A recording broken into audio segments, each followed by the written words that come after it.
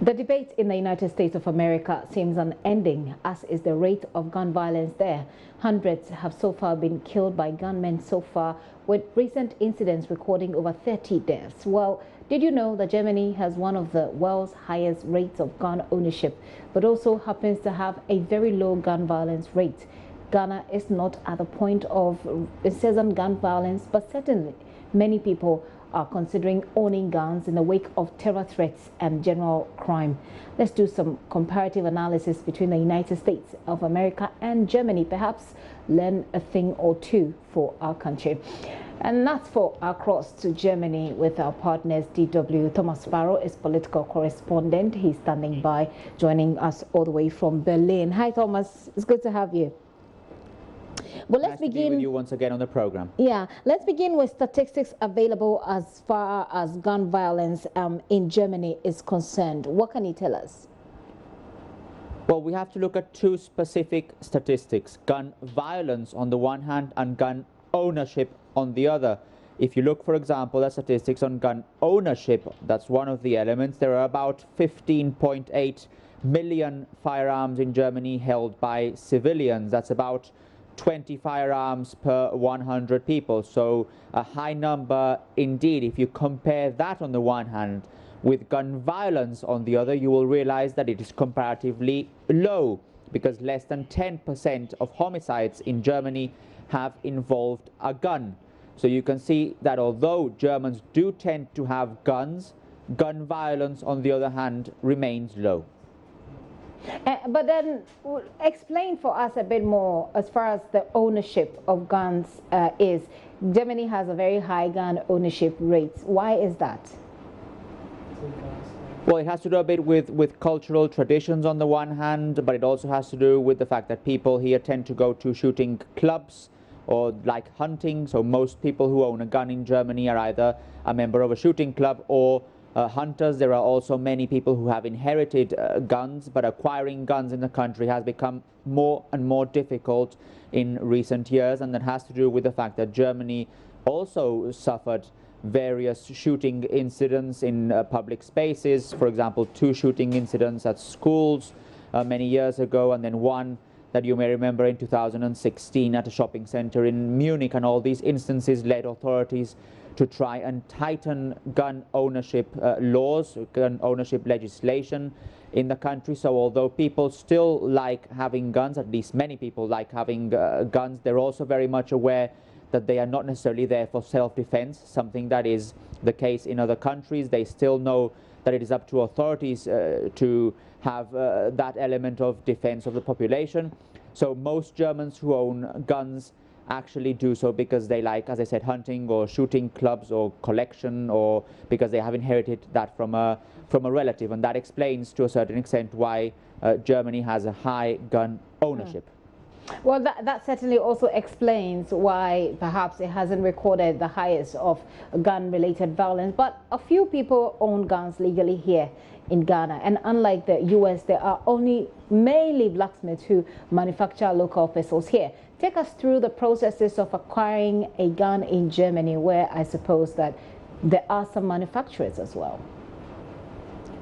There are indeed manufacturers, but it is a very difficult process to acquire a gun. It is also a very long process to acquire a gun, because people have to show the purpose, why they would want to buy the gun. They would need a license in particular. They would have to explain how they're going to store it. There are specific rules for the storage of guns as well. You have to be of a minimum age, 18-year-old or older, in order to be able to acquire a gun. Even if you're under 25, you even have to go through a psychological test as well to ensure that you're capable of handling a gun. So there are certain rules there that are very, very evident, that have been explained time and time again to the German population. You also need, for example, a rather expensive personal liability insurance, and you have to then belong to a club or show relationship to one of these clubs in order to also show that you can deal with one of these firearms appropriately. So it is a difficult process to own a gun here and to acquire a gun. You need a license, as I say, for all of that, and there is also a registry,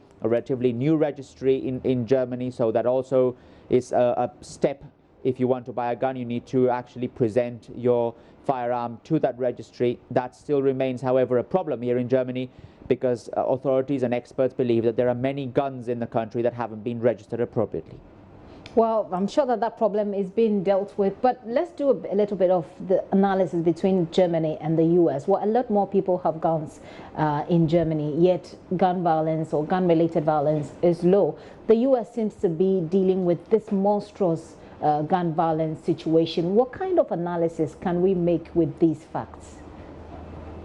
There are more guns in the United States, there's no doubt about that, and if you compare the United States and Germany, you would tend to see the main difference when it comes to the laws. The fact that German authorities reacted very quickly, very promptly, and some would say also diligently after those shooting incidences that I mentioned earlier. The fact that there was a shooting spree in 2016 and 2 other big shooting incidents previously. German authorities reacted to that by tightening the laws, and as far as Germany is concerned, it does seem that tightening laws and regulations, that making it more difficult for people to acquire guns, goes hand in hand with a reduction of gun violence.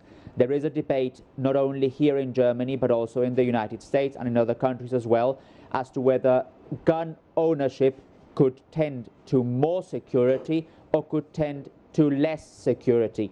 And at least the German experience shows that tightening rules and regulations can go hand in hand with a reduction of gun violence.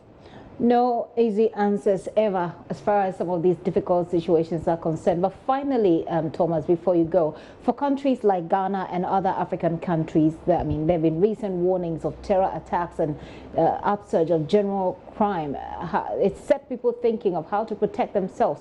What lessons are there to be learned when people begin to consider owning guns for self-protection, given the situation that America, for example, has had to deal with?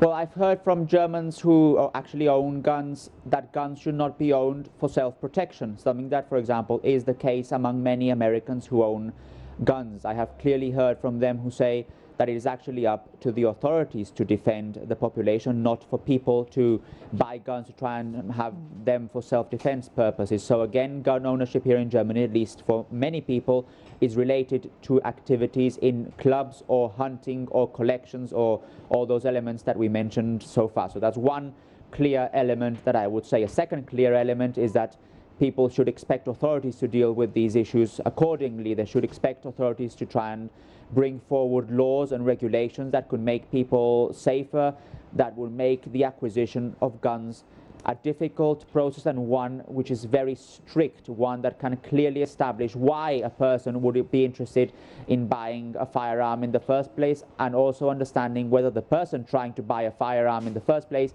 can actually handle the firearm and is appropriately suited to do so. So actually has all the requirements and fills all the requirements and regulations to deal with that appropriately. So I will say those are the key elements that other countries can learn from the German experience. Germany has had, as I say, some difficult situations regarding gun ownership, and authorities still have various challenges when it comes to gun ownership. I'll just mention smuggling, for example, or the possibility of buying illegal firearms online through the darknet. Those are the main elements that authorities are now fighting. But if you look at lessons that can be learned, I would say that it has to do with regulation coming from authorities and also with citizens themselves understanding what goes into buying a firearm and what goes into using a firearm responsibly. Responsibly, that's always been the catchword. Hopefully we'll get to a point where we can have answers to all of these questions, which is a big issue for the entire world. Thomas, thank you so much for this update and analysis. Thomas Sparrow is political correspondent with our partners DW, joining us all the way from Berlin in our usual crossover. This is still The Pulse with me, Gifty, and Apia.